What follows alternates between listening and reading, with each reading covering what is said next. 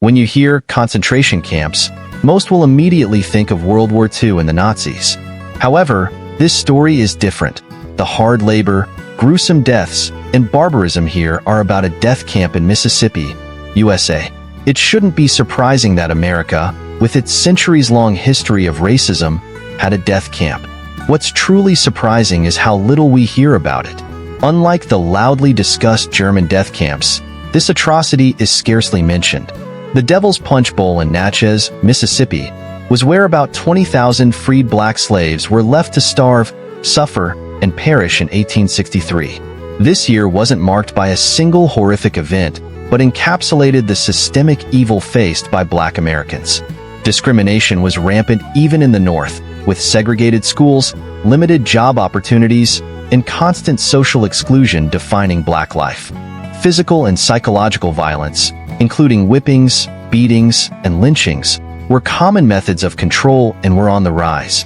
Despite the Emancipation Proclamation during the Civil War, black Americans felt betrayed, realizing it changed little. They were still denied basic rights, leading many to relocate, hoping for a better and more peaceful life, only to face even crueler mistreatment than they did as slaves. This video uncovers a hidden and dark part of history that many have never heard of, so dark that it challenges the possibility of forgiveness. Before we continue, please support our work by liking, sharing, and spreading awareness of these important black narratives. In the foothills of Mississippi, trees heavy with abundant, uneaten peaches stand as a haunting reminder. The Devil's Punch Bowl is filled with tales of pirates, plane crashes, and, most notably, the mass deaths of black Americans who fled to Mississippi for refuge during the Civil War of 1863. Although the Emancipation Proclamation of 1863 and the 13th Amendment freed slaves, many black Americans did not experience the freedom they had hoped for. Abraham Lincoln, the 16th President of the United States, issued the Emancipation Proclamation, declaring that all slaves in rebellious states were to be freed. However, this raised questions about the true motives behind the sudden push for emancipation. The American Civil War began on April 12, 1861, with intense battles causing significant losses for the Union. Despite having a larger population, the Union struggled. President Lincoln realized he needed more manpower and saw black slaves as the solution. The Emancipation Proclamation was a strategic move to enlist black slaves to fight for the Union. This plan worked, and black soldiers fought loyally, hoping for a future of racial and economic equality. However, the nation they helped save was not ready to grant them full citizenship. Reconstruction, implemented by Congress from 1866 to 1877, aimed to reorganize the southern states and define how whites and blacks could live together in a non-slave society. The South saw Reconstruction as a humiliating, even vengeful, imposition and did not welcome it. The newly freed slaves faced an increasingly dire situation. Many had neither education nor money, being denied both during their enslavement. They were often forced into sharecropping, renting land from their former owners and giving a portion of their crops as rent. Although money was often withheld from them during their enslavement, many former slaves were compelled into sharecropping, where they rented land from their previous owners and paid rent with a portion of their crops. This system trapped them in a cycle of extreme poverty and dependency. The hardships they faced became unbearable, with starvation, segregation, beatings, whippings, and killings on the rise. The Fugitive Slave Act of 1850 exacerbated their fears, as it forced free blacks to live in constant anxiety about being recaptured and returned to servitude. This led approximately 110,000 freed slaves to embark on a significant exodus from the northern regions, many passing through Natchez, Mississippi, in search of refuge and a new beginning. By 1860, Natchez's population was about 6,612, including 4,272 whites, 2,132 freed slaves, and 208 free blacks. By 1870, the population had surged to 9,057, with 3,728 whites and 5,329 blacks, causing heightened tensions in the city. The white residents of Natchez, resentful that their former property was now free, called on the lingering Union troops to devise a harsh solution. The Devil's Punch Bowl, a naturally enclosed area in Natchez, Mississippi, received its name due to its distinctive bowl-like appearance. Union troops saw this cavernous pit, with trees on the bluffs above, as an ideal location to confine their captives. Don Estes, historian and former director of the Natchez City Cemetery, explained that the Union built an encampment for freed blacks there and walled it off to prevent any escape.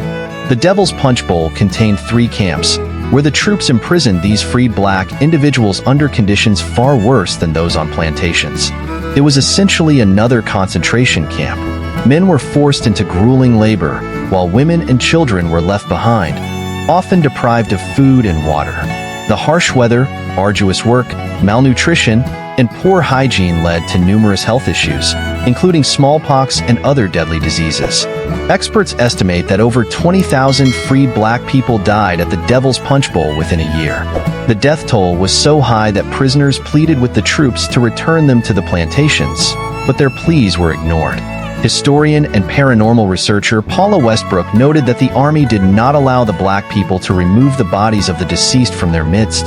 Instead, they were given shovels to bury the bodies where they fell. However, the prisoners were too weak from constant suffering to properly bury their dead, leading to further disease and death. Regrettably, this story, like many others, has been buried under a ravine of pain and suffering. The United States has a deeply rooted history of racially motivated mass killings that were often denied and undocumented by authorities. As James Baldwin stated in 1963, American history is more terrible than anyone has ever said. James E. Yeatman, a banker and philanthropist of the Western Sanitary Commission, visited the Devil's Punch Bowl in November 1863 and wrote an appeal to President Lincoln regarding the condition of the formerly enslaved black Americans. Yeatman reported that 75 people died in a single day, and some returned to their masters due to their suffering. Despite the backbreaking labor assigned to them, many were killed daily, with at least 20,000 deaths recorded within a year. The Union troops continued to mistreat these black Americans without remorse, not allowing them to leave the camp or even bury their dead properly. The dead were buried wherever they fell, and the suffering and death continued. Westbrook noted that those who dreamed of building their lives away from the master's whip ended up tortured and enslaved once again. They never had the chance to build businesses, amass wealth, or provide a good life for their offspring. They never experienced true happiness or freedom. Today, occasional flooding by the Mississippi River brings out skeletal remains from the mass graves at the former encampment, proving the extensive death that occurred there. The bluffs at the Devil's Punch Bowl are known for their abundant wild peach groves, but locals avoid eating the peaches, aware of the evil acts committed by their ancestors. They cannot ignore the truth of eating fruit fertilized by the flesh and blood of innocent humans.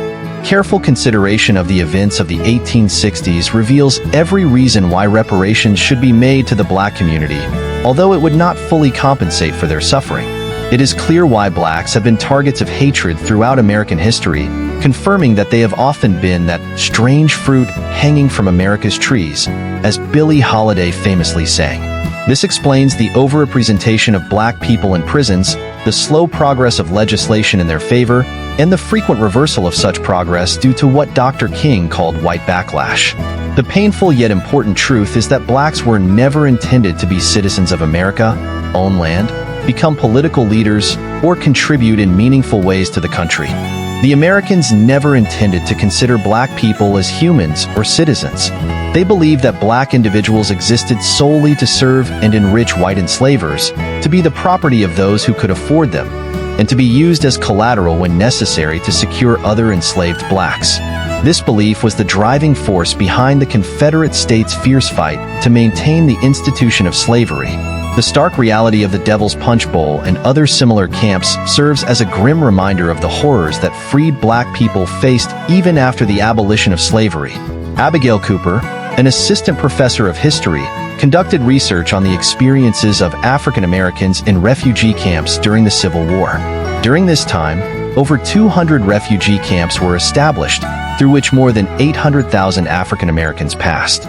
These camps became sites of monumental transformation for black people, marking a time when the black community began to see America not as an enslaver but as their home. However, the camps were far from what they had envisioned. Conditions were grim, disease was rampant, and people lived in constant fear of raids from white Southerners. Many white people also sought shelter in these camps, but they were treated differently from blacks, receiving more rations and better treatment. Despite these unrelenting hardships and struggles, these camps served as a safe haven where black individuals could still endeavor to experience what it felt like to be free, to not be the property of a fellow human, and to start what could be called a home. Families reunited, and people from various cultures and traditions came together. Some camps even had access to education. For many black people, a good pair of shoes was a crucial possession during slavery, as slave owners would lock up their shoes at night to prevent escape. Having shoes was essential for the journey to the camps, as it was easy to spot an escapee without them. Refugees found creative ways to protect themselves, with some crafting makeshift footwear from plantain leaves, which had a strong smell that helped throw off the scent of the hounds used by patrollers and former owners. The journey to freedom was long and fraught with danger. Racial terror and violence were common, and many black people were brutally injured or killed. These retaliatory killings often went unaccounted for, but left a lasting impact on the black community. Remembering the Devil's Punch Bowl means confronting a painful chapter of American history, but it is essential to do so to ensure such atrocities are never repeated. The suffering of those imprisoned, starved to death, and forced into labor in these cruel encampments must never be forgotten. Their plight serves as a stark reminder of the horrors of racial oppression and the long struggle for freedom and equality. As we reflect on these events, we are reminded of the words of Martin Luther King Jr. Injustice anywhere hurts justice everywhere. We are all connected, and what affects one person directly affects everyone indirectly. Call to acknowledge the past, strive for justice, and work towards a future where every individual is treated with dignity and respect. That brings us to the end of yet another enlightening video. Like, share, and reach out to us in the comments section to share your thoughts. We're always delighted to hear from you, and if it helps our work, we appreciate your kindness. Subscribe and stay with us, as we have your interests in mind.